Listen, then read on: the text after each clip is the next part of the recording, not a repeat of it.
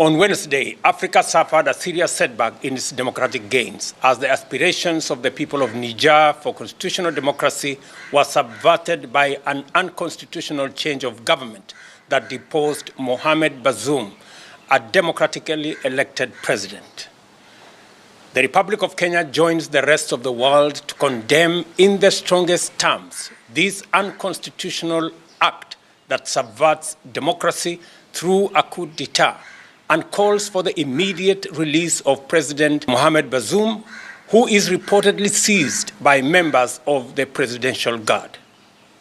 Throughout our continent's history, we have strived tirelessly to nurture the principles of democracy, aligning ourselves with the aspirations of the African people for freedom and self-determination.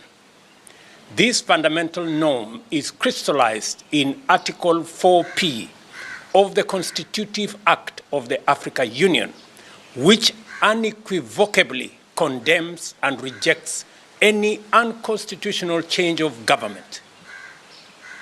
The government and the people of Kenya earnestly urge all parties involved to refrain from further escalation that might jeopardize the lives and livelihoods of the people of Niger.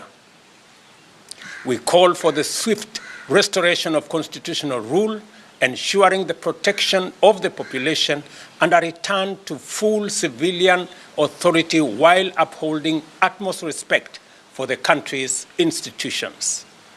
In this moment of strife, we implore all parties to engage in constructive discourse to restore peace in this fraternal nation, which has steadfastly stood as a bulwark against terrorism and its agents in the Sahel region. The resurgence of military coups and attempts to subvert the will of the people on our beloved continent demands a united and global response to hold those responsible accountable for their actions. Let us stand together as one to reaffirm our commitment to democracy, liberty, and the progress we have achieved.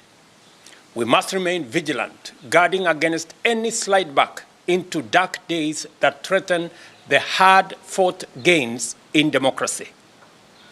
Kenya is willing to assist in resolving the conflict under the auspices of the African Union, should it be deemed appropriate. Africa shall continue to shine as a beacon of hope and progress, and we shall never waver in our pursuit of a brighter future for all. May peace and prosperity prevail across our great continent and beyond. Thank you, and God bless Africa.